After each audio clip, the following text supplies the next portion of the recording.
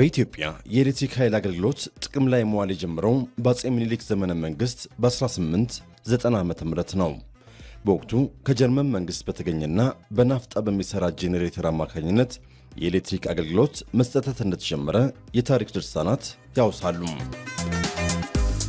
አሁን እንዳለንበት ዘመን የመብራት አገልግሎት በሰፊው ከመዳረሱ በፊት በቤት ውስጥ የብርሃን አለመኖር እንጀራ መጋገር እናም ምግብ ማብሰል በማገዶ ይካሄዱ ስለነበረ የሰውን ልጅ ህይወት አስቸጋሪ አድርጎት ቆይቷል። የኤሌክትሪክ ኃይል ከቤት ውስጥ አገልግሎት ባሻገር በአሁኑ ወቅት ከብርሃን እስከ ከፍተኛ ኢንዱስትሪዎችን ማንቀሳቀስ ጀምሯል። የዜጎችን ህይወትም ቀስ በቀስ በመለወጥ የኤሌክትሪክ አገልግሎት ቅንጦት ሳይሆን ወደ መሰረታዊ አስፈላጊነት ተሸጋግሯል። የኢትዮጵያ ኤሌክትሪክ ኃይል በመላው ሀገሪቱ ስትራቴጂካዊ በሆነ መንገድ ማመንጫ ጣቢያ አካባቢ ያሉ ማከፋፈያዎችን ጨምሮ ከ194 በላይ የኃይል ማከፋፈያዎችን ይቆጣጠራል።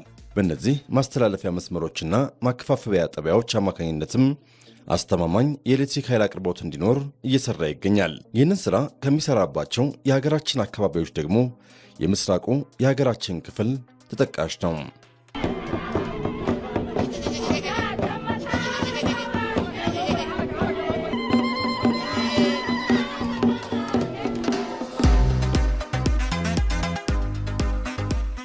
በጣም ብዙ በርካታ ጠቀሜታዎችን በኤሌክትሪክ አማካኝነት እያገኘን ነው። ወደ አንድ ቤተሰብ ጎራ እልና በአጠቃላይ የኤሌክትሪክ አገልግሎት ከማግኘታቸው በፊትና ኤሌክትሪክ አገልግሎት ደግሞ ካገኙ በኋላ ያለው አጠቃላይ ህይወታቸው ምን ይመስላል የሚለውን በተወሰነ ደረጃ እናያለን። እንዴት አመሻችሁ? ሰላም ናችሁ? እንዴት ነው? ሰላም ናችሁ? በጣም ጥሩ ነው። ማብራት በሽበሽ ነው። የአሁኑና የዱሮ ሲታየው አንድ ሰው አይኑ ይጠፋል። አይኑ ሲጠፋ ሆስፒታል ይወስዳልና አይኑ ይበራል። ዶክተሮች ሲያስ ዶክተሩ ያላዩ ነገር ያያል አይደለ? ስለዚህ እንደዛ ሆነን ማለት ነው። የደጋፉር ዱሮ አይናችን ሽፍን ነበረ። አሁን ህዝቡ ፈሃለ ባለቤት መሆኑም አወቀ። ዱሮ የነበረው ማብራት ነዳጅ ነበረ ደጋቡር። ከዛ ተራ ነበረ። አንዳንድ ጊዜ ደግሞ 2 ወር 3 ወርም ይጠፋል ነበረ። ከዛ ውጪ ግን አሁን የዚህ መንግስት ሲመጣ ሰብስቴሽን ከተሰራ በኋላ በቃ ሰው ተደሰተ፣ ሰላም መጣ። የመብራቱን ጥቅም ከሁሉም በላይ የሚያውቀው ማለት ነጋዴዎች ናቸው። 2 ፍሪጅ ድሮ መብራት በተወሰነ ሰዓት ይጠፋል። 6 ሰዓት ነው ከመጣም 6 ሰዓት ነው የሚበራልን። ከሄደም ሄደ ነው። ጀነሬተር ተባላሽ እንባላለን፣ ነዳጅ የለም እንባላለን። ጉድጓድ ቆፍረን ውሃ ለስላሳ ጉድጓድ ውስጥ ጆኒ አንጥፈን ነው እያቀሰቀስን የምንሸጠው የነበረው። ጨለማ ነው። ጨለማ ስለሆነ በ2 ሰዓት በ3 ሰዓት በርሰክተት ትወጣለን። አሁን ግን የመብራት የ24 ሰዓቱ መብራት ከመጣ እስከ 8 ሰዓት ነው። ለምሳሌ እኔ መደብር እስከ 8 ሰዓት ነው የምሰራው። 2 ፍሪጅ አለኝ። ሁሉም ነገር አቀስቅሼ ነው የምሸጠው። መብራት ከጠፋ ምድር ሰማይ ይደፋብናል። እውነቴን ነው የምልህ። በቃ ግራ ይገባናል መብራቱ ሲጠፋ ማለት ነው። ለተወሰነ ደቂቃ እንኳን ጠፍቶ እስከሚመጣ ድረስ እና በጣም ኑሯችን ቆንጆ ነው። በጣም ተሻሽለናል፣ ሰርተናል። አላህ ይመስገን። ከበፊቱ ብዙ ለውጥ ለምሳሌ ነው በራሴ ኑሮ እንኳን ሳወራ ብዙ ለውጥ አለ። ሁሉም ሰው ደግሞ እንደዚህ ነው። በምስራቁ የሀገራችን ክፍል ነዋሪዎች ከሚያገኙት የኃይል አቅርቦት ባሻገር ተቋማት በቀጥታ በኤሌክትሪክ ኃይል አማካኝነት አሊያም በኤሌክትሪክ አገልግሎት በኩል አገልግሎቱን ያገኛሉ። ከነዚህ መካከል በቀጥታ ኃይልን ከሚያገኙ ተቋማት አንዱ የቀብሪ ዳሃር ዩኒቨርሲቲ ነው። ዩኒቨርሲቲው በ2010 ከተቋቋሙ የአራተኛው ትውልድ ዩኒቨርሲቲዎች አንዱ ሲሆን ለመማር ማስተማሩ የኤሌክትሪክ አገልግሎት ትልቅ አስተዋጽኦ እያደረገለት ይገኛል። ኤሌክትሪክ አቅርቦት በጣም አስፈላጊ ነው። ያው ክላስም የምንማረው በመብራት ነው። ያው ግዴታ ፋን አለ። የምንማረው ደግሞ በፕሮጀክተር ስለሆነ መብራት ግድ ነው እና የመብራት ኃይል አቅርቦት ደግሞ ተቋርጦብን አያውቅም። 24 ሰዓት የመብራት አቅርቦት አለን እና ጥሩ ነው። አየር ጸባይ በጣም አሪፍ ነው። መጀመሪያ አንዳንድ ከመንሰማው ነገር አንፃር በጣም ሙቀታማ ነው ይባል ነበር፣ ግን አይደለም። በጣም አሪፍ ነው። በደንብ አይሞቅም። በዛ ላይ ደግሞ ያው ግቢያችን ዶርም ላይ እንዲሁም ላይብረሪ አካባቢዎች ክላስ ላይ ፋን ኤሲዎች ምናምን ስላሉ የመማር ማስተማር ሂደቱን አያስተዋጉለውም። ከ3 ዓመት በፊት ስመጣ ያው አንዳንድ ችግሮች ነበሩ፣ የመብራት መቆራረጥ ምናምን ነበር። ግን አሁን ላይ በጣም አሪፍ ነው። ኤሌክትሪክ ከሌለ መማር ማስተማር ሂደቱ ይስተዋጎላል እና አሁን ላይ በጣም አሪፍ ነው። ምንም አይነት መስተዋጎል እያየን አይደለም። የመማር ማስተማር ስራ በአብዛኛው በሚባል ደረጃ የኤሌክትሪክ አገልግሎትን በእጅጉ የሚፈልግ በመሆኑ በቀብሪ ዳሃር ዩኒቨርሲቲም በተመሳሳይ ሁኔታ ኤሌክትሪክ መሰረታዊ ነገር ነው። ዩኒቨርሲቲው በተቋቋመበት ወቅት በናፍጣ ጄኔሬተሮችን ይጠቀም በነበረበት ጊዜም ለተጨማሪ ወጪ ይዳረግ እንደነበረ የቅርብ ጊዜ ትውስታ ነው። መብራት ልክ ዝርጋታው ሲጀመር ብዙ እድገት ነው ያመጣው በዩኒቨርሲቲያችን። በመማር ማስተማሩም ሂደት ከፍተኛ ተጽዕኖ አለበት መብራት። ለምን አንድ መብራት ዩኒቨርሲቲ ውስጥ ካለለ መማር ማስተማር ራሱ አስተማሪዎች ለማስተማር በጣም ነው የሚከብደው እና ቢሮ መስራት ራሱ በጣም ነው የሚከብደው እና እዚህ እንዳውም እንደዚህ መስፋፋቱ በኤሌክትሪክ በኩል ወይም ደግሞ በመብራት ኃይል ሰርቪስ ያወጡት እጅግ እንዲሁም በአገር አቀፍም እጅግ የምናመሰግነው ይሆናል ማለት ነው።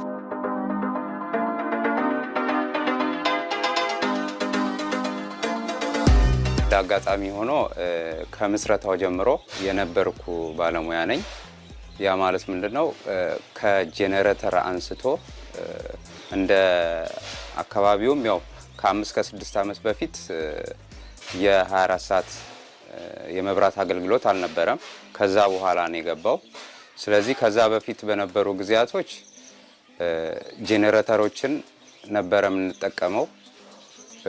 ሁለት ደግሞ የመብራት ኃይል ዋናው መስመርም ዝርጋታ ስላልነበረ በኢንፍራስትራክቸርም ስራዎች ብዙ የሚቀሩ ስለነበሩ ከ5 እስከ 6 ዓመት በፊት ያው በቴምፖራሪ ላይን እና በጄኔሬተር ነበር የምንጠቀመው። ያው ከዛ በኋላ ግን የመብራት ኃይል አገልግሎትም ገባልን። የቀብሪ ዳሃር ዩኒቨርሲቲ የመማር ማስተማር ሂደቱን ውጤታማ ለማድረግ ከበር ፍተሻ ጀምሮ አብዛኛው አገልግሎት በኤሌክትሪክ የሚሰጥ ከመሆኑ ጋር ተያይዞ ስራዎችን ለመስራት የኤሌክትሪክ ኃይል ትልቁ ሚና ይጫወትለታል። ለምሳሌ ከምግብ ከማዘጋጀት ጀምሮ ከመፍጨት ከማዘጋጀት ጀምሮ እስከ ማብሰል በምግብ ቤት በኩል በትምህርት አገልግሎቱ ዙሪያ ደግሞ ያው ላይብረሪው ኢቭን አሁን ትንሽ አካባቢው ሞቃት ስለሆነ ኤሲ እንጠቀማለን። ላይብረሪና ሴንሲቲቭ የሆኑ አካባቢዎች እንደገና ደግሞ ያው ክላስሩምም ቢሆን የተለያዩ አይነት የመብራት አገልግሎት ተጠቃሚ ነው እና ኢቭን ግሪነሪ የዩኒቨርሲቲውንም ግሪነሪ ኢሜጅ ለመጠበቅ የተለያዩ አይነት ፓምፒንግ ሲስተሞችን እንጠቀማለን። የራሳችንንም የውሃ አቅርቦት ለማሳለጥ እንዲሁ በከፍተኛ ሁኔታ ኤሌክትሪክን ነው የምንጠቀመውና ያው ሁሉም አይነት እንትን ከኤሌክትሪክ ጋር የተያያዘ ስለሆነ በጣም ትልቅ ትርጉም አለው ማለት ነው። መማር ማስተማር ላይ አንድ ተማሪ ለመማር ለማንበብ የሚፈልግ ከሆነ ወደ ላይብረሪ ሄድቶ ማንበብ ይችላልና ያው ላይብረሪ ውስጥ መብራት ካለለም ደግሞ የተማሪ መማር ማስተማሩ በጣም ይከብዳል። በዛው አያይዘው በአስተማሪዎች ልክ ተማሪ ሲማር በፕሮጀክት ነው የሚማረው እና መብራት ካለለ ለአስተማሪም ለተማሪም በጣም የሆነ ሾርትሊ አንደርስታንድ የሚደረጉበት ሃይዌይ አለ እና መብራት ካለለ ያው የመማር ማስተማሩ በሀገር አቀፍ አሁን መንግስትም ፎከስ ያሰጣ ወደ ዲጂታላይዜሽን ለማድረግ ነው እና ያው በዛው መብራትም ደግሞ ተጽዕኖ አለ። መብራት ካለለ ሀገራችንም ወደ ዲጂታላይዜሽን ማድረግ አይቻልም። የኢትዮጵያ ኤሌክትሪክ ኃይል በመላው ሀገሪቱ ስትራቴጂካዊ በሆነ መንገድ ማመንጫ ጣቢያ አካባቢ ያሉ ማከፋፈያዎችን ጨምሮ ከ194 በላይ የኃይል ማከፋፈያዎችን ይቆጣጠራል። በክልሎች መካከልም የተመጣጠነ እድገትና የኢኮኖሚ እንቅስቃሴ እንዲኖርና መሠረተ ልማቶች እንዲስፋፉና ቀጣይነት ያለው የኢንቨስትመንት እንቅስቃሴዎች እንዲኖሩ ተቋሙ ኃላፊነቱን እየተወጣ ይገኛል። ባሉት ኃይል ማስተላለፊያዎች ለነዋሪዎች እንዲሁም ለትልቅ ተቋማት ኃይል እየሰጠ ይገኛል። እንግዲህ በሪጅናችን በምስራቅ ሪጅን 5 የኃይል ማስተላለጫ ጣቢያዎች አሉ። እንደዚሁም ደግሞ 5 የኃይል ማስተላለፊያ መስመሮች አሉ ማለት ነው። እነዚህ በአጠቃላይ 719 ኪሎ ሜትር ይሸፍናል ማለት ነው። እንደዚሁም ደግሞ 1643 ታወሮችን የያዘ ነው ሪጅናችን ማለት ነው። ስለዚህ የመጀመሪያው ጣቢያችን 230 ኬቪ ጎድ ያለ ገቢው ከራይቱ ነው። ከራይቱ ይገባለታል። ስለዚህ የመጫን አቅሙ ደግሞ ሰብስቴሽናችን 63 ኤምቪ ድረስ የመጫን አቅም አለው ማለት ነው። እንደዚሁም ደግሞ ጎዴ ሰብስቴሽን ለቀብሪ ዳር ሰብስቴሽን ወጪ ይሰጣል ማለት ነው። ቀብሪ ዳር የሚያገኘው ከጎዴ ኃይል ማሰራጫ ነው ማለት ነው። የቀብሪ ዳር ኃይል ማሰራጫ ካፓሲቲን ስንመለከት 23 ኤምቪ የመጫን አቅም አለው ማለት ነው። እነዚህ ሁለቶችን ካየን ሌላው የደጋቡር ኃይል ማሰራጫ ነው። ደጋቡር ኃይል ማሰራጫ እንደዚሁ 25 ኤምቪ የመጫን አቅም አለው ማለት ነው። ይህም የሚያገኘው ከጅጅጋ መስመር ነው የሚያገኘው ማለት ከጅጅጋ ነው የሚያገኘው። የጅጅጋ ገቢያችን ደግሞ የመጫን አቅሙ ወደ 56.5 ሜጋ ኤምቪ ድረስ የመጫን አቅም አለው ማለት ነው። ይህ ደግሞ የሚያገኘው ከሀረር ኃይል ማሰራጫው ነው። ከቆቃ ነው የሚመጣልን ማለት ነው በዋናነት ማለት ነው። ስለዚህ ምስራቅ ሪጅን ሁለት ግሪዶች ወይም 2 መስመሮች አሉ ማለት ነው። አንደኛው ከቆቃ የሚገባልን መስመር ነው። ሁለተኛው ደግሞ ከራይቱ ከመልካዋከልና የሚመጣልን መስመር የያዘ ነው ማለት ነው። በምስራቁ የሀገራችን ክፍል የኤሌክትሪክ ኃይል በመደበኛ ሁኔታ መቅረብ ከጀመረ ጊዜ አንስቶ ከተሞች ከፍተኛ መነቃቃት አሳይተዋል። የኢንቨስትመንት ጥያቄዎችም እየጨመሩ ነው። ይህም የዜጎችን ሕይወት ከመለወጥ ባለፈ የኢኮኖሚ መነቃቃትን የፈጠረ ሆኗል። ከተማ ያለው መብራት በጣም ጥሩ ነው። 24 ሰዓት መብራት ነው። ከዚህ ከራይታ የሚባል ነው የሚመጣው። ከዛ ከሩቅ ቦታ ነው የሚመጣው። ስለዚህ ጎዴ አሁን ሰንተር ነው።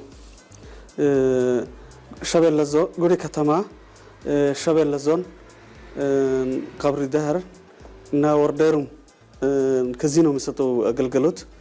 ስለዚህ ከመብራት ካገኘ በኋላ ነው ከተማ እንትን ለውጡ ያመጣ ማለት መብራት ከሌለም ማለት ነው እንትን እድገቱ ጥሩ አይሆንም።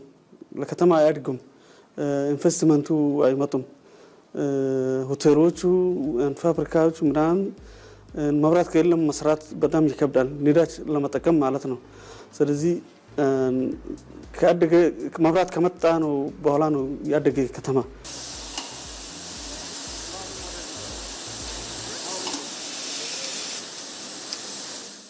አሁን ቀብሪ ዳህር 1 እስከ 5 ፋብሪካ የሰብስቴሽኑ ከተመረቀ በኋላ ስራ ተጀምሯል። እነዚህ ፋብሪካዎች በተለይ ዳቦ፣ ውሃ፣ ሌሎች ጂፕሰም አሁን የተጨመረ ነው። ሌላ ፕሮሰስ ያለው አሉ እነዚህ ማለት ነው። እነዚህ ትላልቅ ፕሮጀክቶች እና ፋብሪካዎች የሚጠቀመው መብራት ነው። ስለዚህ አጠቃላይ ሲታይ ብዙ ጥቅም ያለው ነው የምንጠቀሙ ነው የምናዩ እንችላለን። ሌላ ደግሞ በኢንቨስትመንት አንጻር ብዙ ሰው መጥቶ እያየ ነው። ስትራቴጂካሊ ከተማ ያው ሎኬሽኑ ሲታይ ብዙ እንትን ስትራቴጂክ ሎኬሽን ስለሆነ ሰዎቹ መጥቶ መጀመሪያ የሚጠይቁ መብራት እንዴት ነው ይላል። መጀመሪያ መብራት ይጠይቃል፣ ሁለተኛ መሬት ይጠይቃል። መሬት ኢንቨስት የሚያደርጉ ማለት ነው።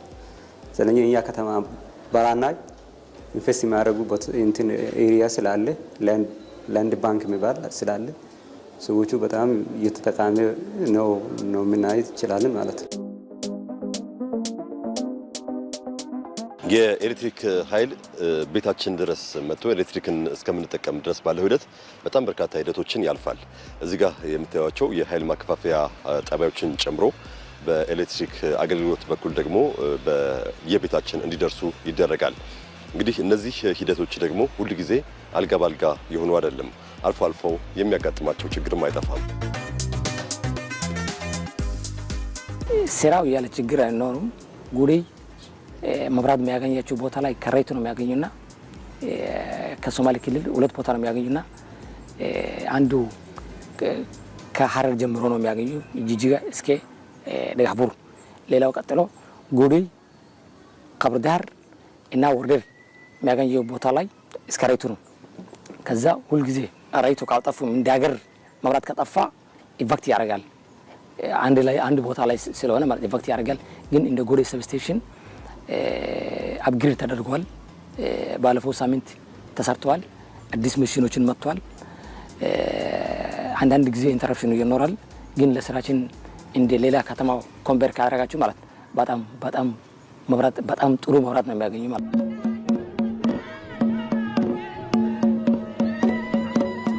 ከቅርብ ጊዜያት ወዲህ ትልልቅ ሀገራዊ ፕሮጀክቶችን ተግባራዊ ለማድረግ እንቅስቃሴዎች ተጀምረዋል። የዳንጎቴ የማዳበሪያ ፋብሪካን ጨምሮ ሌሎች ትልልቅ ኢንቨስትመንቶች በሚፈለገው መጠን ተግባራዊ እንዲሆኑ ተገቢውን አትኩሮት ሰጥቶ ስራዎች እየተከናወኑ ይገኛሉ።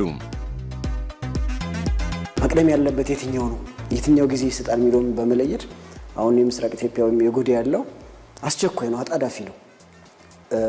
ባለ እንትኖችም ካምፓኒም እየመጣ የሚጠይቀን መንገድ አለ። እኛም ክትትል ይደረጋል። ክትትል ያደረገ በአስቸኳይ ስለሆነ ቶሎ ብለን ለመስራት ወደ ስራ የገባንበት መንገድ አለ ማለት ነው። ሌላ ደግሞ ቀስ እያሉ የሚሰሩ አሉ፣ ጊዜ የሚሰጡና አሁን ጅጅጋ ላይ ሁሉል ኢንዱስትሪ ወይም ደግሞ ሲሚንቶ ፋብሪካ ወደ 36 ሜጋዋት የጠየቀን አለ። እሱኛው ትንሽ ጊዜ ይሰጣል፣ አስቸኳይና ያን እየሰራን ያለበት ሂደት አለ። በቀጣይ ደግሞ ለዚህ ለጅጅጋ ላይ የተጠየቅነው ጥያቄ አለ፣ እሱን የምንሰጥበት መንገድ አለ። ወረዳዎች ወይም ዞኖች በጣም ሰፊ ነው፣ ረጅም ርቀት የሚሸፍን በመሆኑ አንጻር ቀብሪ ዳር ሰብስቴሽን ላይ አንድ ማሰራጫ አለን። ተጠቃሚ ብዙ የለንም፣ ግን ለወረዳዎች በጣም ርቁርቅ ናቸው። ለነሱ እያደረስን ያለንበት ሂደት አለ። ውሃ ፋብሪካዎች፣ ሲሚንቶ ፋብሪካዎች እንደዚህ አይነት ነገር እየወሰዱ ያሉበት አለ። ነገር ግን ብዙ ግን ተጠቃሚ የሌለባቸው ቦታዎች አሉ። ደግሞ ሌላውን ስንመለከት ደግሞ እንደ ጅጅጋና እንደ ጎዴ አይነት ደግሞ ስንመለከት በጣም ሰፊ ፍላጎት አለ፣ ሰፊ ኢንቨስትመንት አለ። የቀብሪ ዳርም ጥያቄዎች እየተነሱ ነው። እነሱን ወደዛ የምናስገባበት መንገድ እንፈጥራለን ማለት ጥያቄዎችን ወደዛ እዛ አካባቢ መሰረት ያለባቸው ኢንቨስትመንቶችን የከተማ አስተዳደሩ በጠየቀን ጥያቄ መሰረት ወደዛ እንዲሄዱ የምናደርግበት ሂደት ይኖራል ማለት ነው። በቅርብ የሚሆኑና መካከለኛና ረጅም ጊዜ ብለ የሚከፋፈል አሉ። ከዛ ውስጥ ፋብሪካዎቹ ለመስራት አንዳንዴ ሁለት መካከለኛ የሚወስዱ መካከለኛ ጊዜ ውስጥ የሚያልቁ አሉ። ረጅም ጊዜ ውስጥ የሚያልቁም ይኖራሉ። እንደዛም እኛም እንደዛ በፕላን እየተሰራ ስላለ ወደ ቢሮ ቀረብ ብሎ ወደ አመራሩ ወደ ኢፒም ሆነ ኢዩም ቀረብ ብሎ ወይም ወደ ከተማ ኢንቨስትመንት ቢሮ እና ትሬድ ቢሮም ቀረብ ብሎ የመንግስት ያለው ፕሮጀክቶችን ቢከታተል እንዲከታተሉ ነው የሚለው። የኢትዮጵያ ኤሌክትሪክ ኃይል በገጠርም በከተማም የኤሌክትሪክ ኃይልን በማዳረስ የተለያዩ ስራዎችን እየሰራ ይገኛል። በምስራቅ ሪጅን 1 እና በምስራቅ ሪጅን 2 አካባቢዎች ማለትም አሁን ያለንበት የጎዴ፣ ቀብሪ ዳህር፣ ደጋሃቡር እንዲሁም ድሬዳዋ፣ ሀረርና ጅጅጋ አካባቢዎችም በርካታ የመሰረተ ልማት ስራዎች ከተሰራባቸው አካባቢዎች መካከል ተጠቃሾቹ ናቸው። እነዚህ የመሰረተ ልማት ስራዎች በሰፊው መሰራታቸው ደግሞ ለከተሞች እድገት እንዲሁም ለሀገር ኢኮኖሚ ትልቅ አስተዋጽኦ እንዲያደርጉ እያገዘ ይገኛል። ባለፉት 7 ዓመታት ከለውጡ ወዲህ በተሰሩ የልማት ስራዎች የኃይል አቅርቦት ከማሻሻል እና የኃይል ተደራሽነትን ከማሰራጨት ጋር ተያይዞ በጣም ብዙ ለውጦች ተካሂዷል። በሁለት መልኩ ነው አሁን የኃይል አቅርቦት እያገኙ ያሉት። አንደኛው ከዋናው ግሪድ ወይም ሃይድሮ ኤሌክትሪክ ፓወር ጋር የተገናኙ እነዚህ ከተሰሩ ሰብስቴሽኖች ቀጥታ የሚያገኙ ከተሞች አሉ። ሌሎች ደግሞ ኦፍ ግሪዶች ከዋናው ግሪድ ውጭ ያሉት በሶላር ሚኒ ግሪድ ተሰርቶላቸው በዚህ ባለፉት 7 ዓመታት ወደ 4 ከተሞች ተጠናቋል።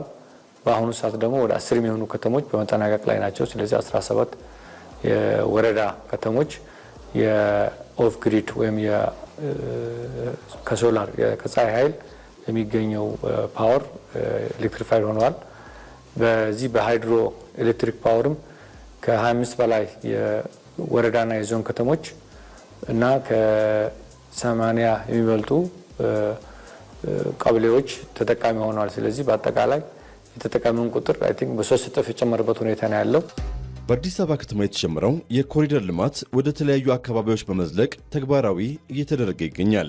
በምስራቁ የሀገራችን ክፍል የጅግጅጋ ከተማ የመጀመሪያ ዙር የ10 ኪሎ ሜትር የኮሪደር ልማት ተጠናቆ ለህዝብ አገልግሎት ክፍት ሆኗል። ለኮሪደር ልማቱ ቀዳሚ አስፈላጊ ነገር ደግሞ በቂ የኃይል አቅርቦት ነው። ለምሳሌ ይሄ ያው ዛሬ ወክ የምናደርጉ ቦታው የኮሪደር ልማት የተሰራ መንገዶች ናቸው። ይሄ መንገዶች ነው ብዙ ነገር አለ ወይም ሊሚት አለ ባለፈው መንገዶቹ። አሁን ለምሳሌ ይሄ መንገዱ ብዙ ነገር አለ።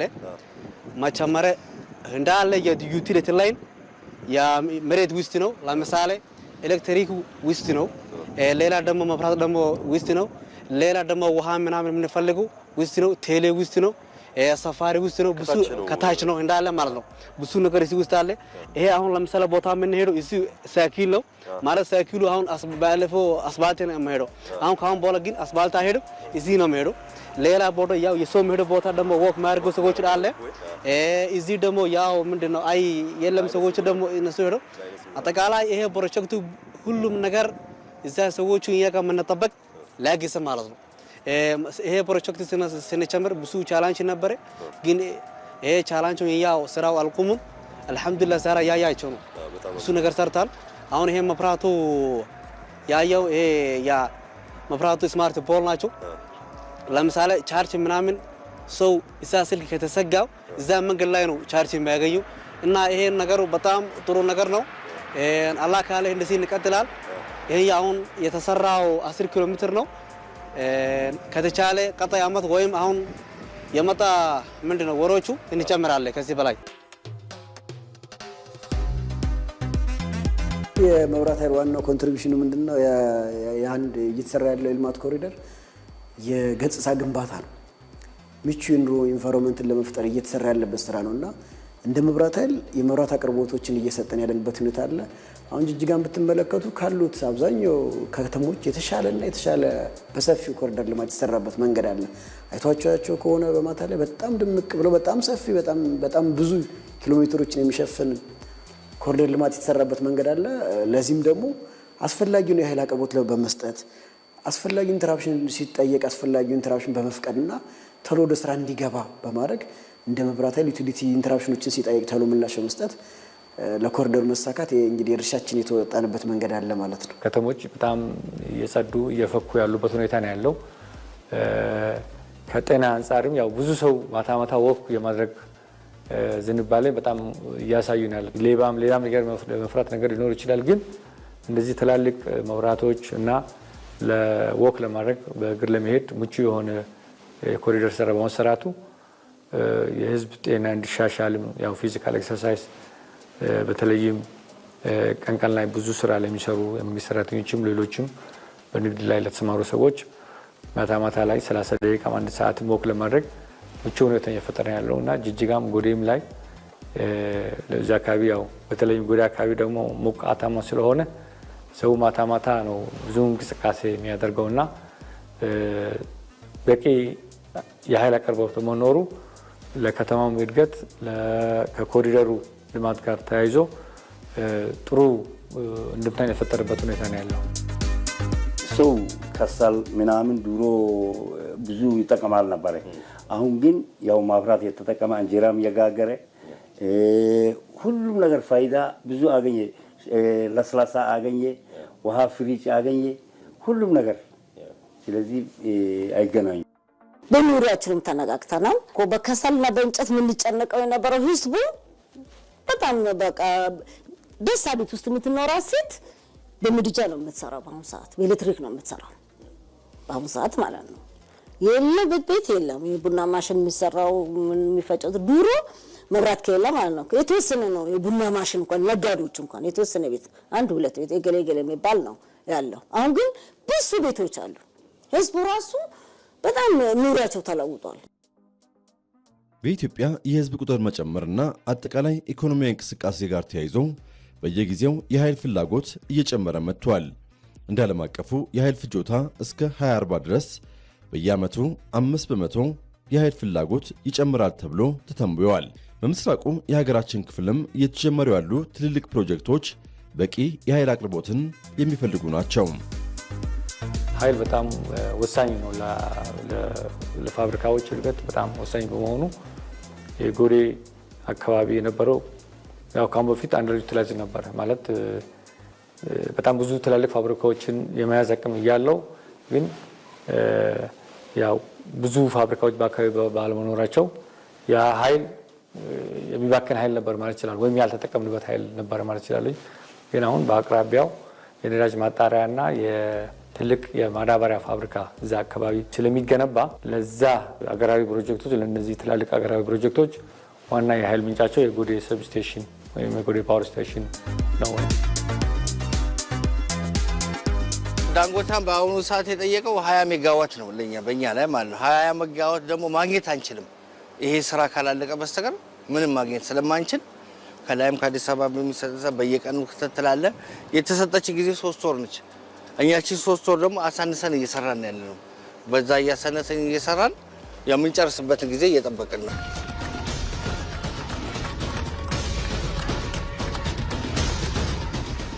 ዳንጎት ሲሚንቶ ፋብሪካ በቅርብ ነው ጥያቄ የቀረበው። በአስቸኳይ የኛ ስራ አስፈጻሚዎችም ያግዙናል። እንደዚሁም ከተማ አስተዳደሩም የጎዴ ከንቲባም እኛ ጋር ድጋፍ ያደርጋል፣ ክትትል ያደርጋል። በአስቸኳይ ወደ ስራ በመግባት የሲቪል ወርኩን ቶሎ ያጠናቀቅንበት ሂደት አለ። አሁን ሲቪል ወርኩ 1 ወር ባልሞላ ጊዜ ነው ሊጠናቀቅ የቻለው። በጣም ሰፊ ፕሮጀክት ነው፣ በጣም ትልቅ ፕሮጀክት ነው። ነገር ግን ይህ ሀገራዊ ግዴታ ነው። ሀገራዊ ግዴታ እንደው የምትወጣበት የራስ የሆነ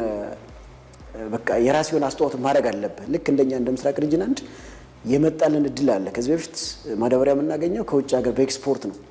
ያኛውን ለማስቀረት አይደለም እኛ እዚህ በኃላፊነት ያለን አይደለም እኛ የሪጅኑ ሰራተኞች በቀን ሰራተኛ የሚያገለግሉት ልጆች ራሱ እስከ ማታ 1 ሰዓትና 2 ሰዓት 3 ሰዓት እየቆዩ የሚሰሩበት ሁኔታ ነበር።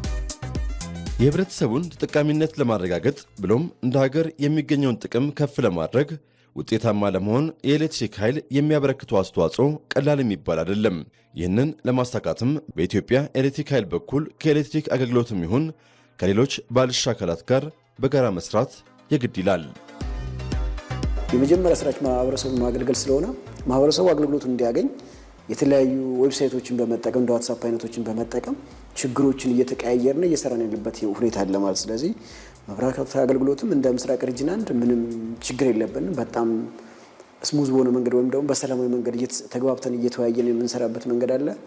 እንደዚህ ደግሞ መድረስ አለባቸው የምንላቸው አካባቢዎች አሉ። አሁን ምሳሌ ከቀብሪ ዳር እነ ወርደርና ወጣ ያሉ ወረዳዎች አሉ። እነሱ እንዲያገኙ በተቻለ ፍጥነት በእኛ በኩል አዲስ መስመሮችን በማዘጋጀት አዲስ ወጪዎችን በማዘጋጀት የሰጠንበት መንገድ አለ። ስለዚህ እኛ ካሉ ከመብራት አገልግሎቶች ጋር ወይም ደግሞ ከልማት ድርጅቶች ጋርም ሆነ አብረን በጋራ እየሰራን ማህበረሰባችንን በቂ የሆነ መብራት እንዲያገኝ እየሰራን ያለንበት ሁኔታ አለ ማለት ነው። ኢንፎርሜሽኑ ወስዶ ወደ ኢንዱስትሪም እንዲመጡ ነው የምንፈልጋቸው። እንዲሁም እኛ ለኢንዱስትሪ ብቻም አይደለም እኛ ገጠርም እንዲበረታቱ ነው የምንፈልጋቸው። ላይኖቹ ኦልሞስት ገጠር ሁሉም ገጠር ላይን እንዲያገኙ ነው የምንፈልጋቸው። እሱ በፕሮጀክት ተይዞ ስለሚያገኙ ያገኛሉ ብለን ስለምናስብ እዛ መስኖቹም በኤሌክትሪክ ነው የሚሰራው። እኛም ጥናት እያረግ ማቀመጥ ሳይሆን ጥናት እያረግ የምንቀመጥበት የለም ማለት ነው። በጣም ፈጣኝ መሆን አለብን ማለት ነው።